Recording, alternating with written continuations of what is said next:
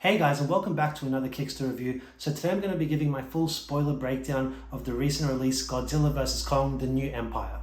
If you saw my straight out of the theater review of this film, you would know that I did not really like it at all. I thought it really was a letdown, even with fairly low expectations. But that said, I'm still going to break it down here, talk about the plot briefly, talk about the few things that I actually did like, and then the whole list of things that I obviously didn't. So let's get started. So as bonkers as the plot seems on the surface, it's actually fairly simple. At the start of this film, Godzilla essentially rules the surface world, the Earth, and then in the Hollow Earth, which is below the surface, is where Kong rules. And so they both kind of just have a rule that they have in each of those realms, and they don't really try to cross paths because they know that will be bad. And so yeah, they kind of establish a sort of a peace against greater threats of other types of monsters around the world. And so the plot from there is basically Kong discovers a greater threat in the Hollow Earth, namely the Scar King and Shimu, and he confronts them, gets his ass handed to them, and then basically from that he has to then go up to the surface, find Godzilla, team up with him to take on those two greater threats.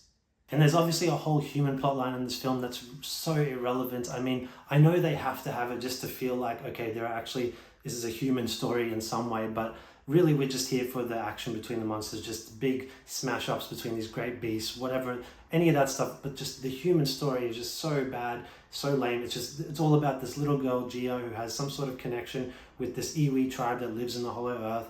They're called to her. She's basically serves the purpose of awakening Mothra to help Godzilla and Kong defeat the Scar King and Shimu. That's the whole purpose. That's the whole reason of their adventure into the Hollow Earth. That's what it all culminates in.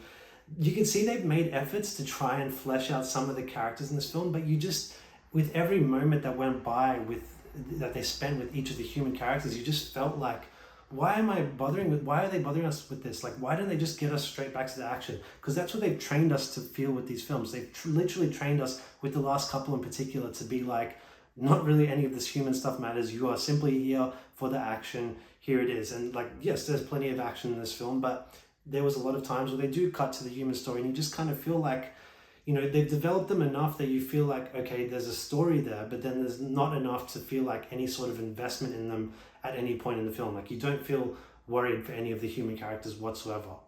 I know I've already sort of dived into the things I disliked already, but I'll talk about first a few things that I did like. So yes, the film does embrace the nonsense to an extent. Like, this is a bonkers film in terms of like, there's not really any story. And they're very much taking the first person perspective of the monsters at this point. You go all the way back to the first Godzilla film in 2014 of this monsterverse.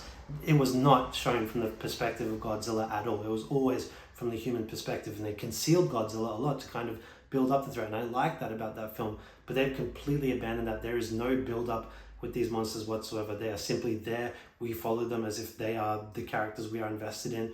And to be honest, they actually have more investment than the human ones. You feel more of a threat for Kong and Godzilla than you do with any of the human characters at any point. So yes, they did embrace the nonsense to an extent. And yes, some of the action was indeed cool. Probably my favorite action scene is between Kong and when he finds and discovers the Scar King and Shimu and he takes them on. That's a pretty cool scene. Even the entrance of Scar King is probably the most threatening scene of the whole film, where they really kind of build up his entrance. That was a cool moment. And so I like that as an action scene in isolation. And so yeah, there were moments throughout this film where I thought the action was quite good, but there were others where I did not like it whatsoever, and I'm going to get into that now. As I said, the promise of these films is their action. That is all that they are trying to offer us as an audience. There is nothing to take home here in the way of story or emotion or anything like that. This is purely just to see these big monsters bashing up one another. That's all it was. And Godzilla vs. Kong, the previous film, I thought did that really well. Like, it had a very paper-thin story, but the action delivered. Like, it was awesome seeing those battles between Godzilla and Kong. Here, though, I felt the battles were quite lacking throughout, and in particular, the culmination of the final battle, which is Kong and Godzilla fighting against the Scar King and Shimu, and half of the battle takes place kind of in like zero gravity, where they're flying around through the air in the Hollow Earth. It looks so stupid, and it really took me out of the film at that scene. And whilst the very end of that battle does take place on the beach, I believe in Rio de Janeiro, kind of cool, but not really. Like, none of the action to me compared at all to what we saw in the previous Godzilla vs. Kong, where you had the scenes I believe it was in Tokyo or another Asian city, I can't remember, but the action there was far superior to this one. And I feel like they were trying to up the ante here by creating new dynamics with their whole anti-gravity thing, or zero gravity, but to me it didn't hit, didn't land, I didn't like it. So the action to me was lacking, and that's really what I went to see the film for, and didn't pay off for me. Which leads to my next point, which is that the film is very predictable. And I mean, that wouldn't be a criticism normally, but because the action didn't pay off, the predictability of it is much more glaring. So you're not being taken away by the spectacle of what's on screen. Instead, because the spectacle wasn't hitting for me, the glaring errors of the film, the glaring issues and stupidity of the plot was much more evident when you're watching it, because the action wasn't consuming my attention as much as I would have liked.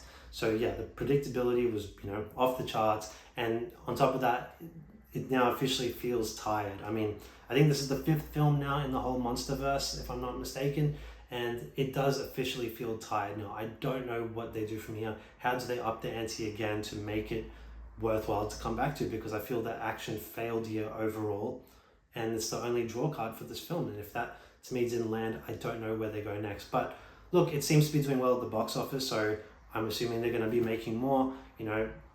To its credit, it has its niche, it knows its audience, it knows what they're there for. It doesn't treat them like idiots, even though the plot is really stupid. So I can respect that about the film, that they're not trying to pretend to be something that they're not. So yeah, credit where it's due, but still feels very tired to me. And I feel they tried to add some more fun to this film compared to the previous ones, particularly with the black guy, I can't remember his name, but his character, they try to beef up his humor more in this film, more so than in the last one especially. And then Dan Stevens' character, his entrance was kind of cool, kind of interesting. You thought, okay, there's actually a character here with a bit of personality character, but he's literally the exact same thing throughout the film. He doesn't change or do anything unpredictable. So yeah, that was very boring there. And yeah, they tried to create some excitement with this kind of like 80s and 70s tunes, these synth kind of music thrown into the mix. Didn't land for me. I mean, because I feel like music enhances a moment if you truly feel an investment in the moment. It really takes it to another level. But when there is no investment, when you're just waiting for the action scene to start, and this music is really taking place during non-action scenes, it doesn't feel as good. So didn't hit for me. Normally I'd be a sucker for 70s or 80s music, but didn't land for me in this film, and I just didn't feel anything for it.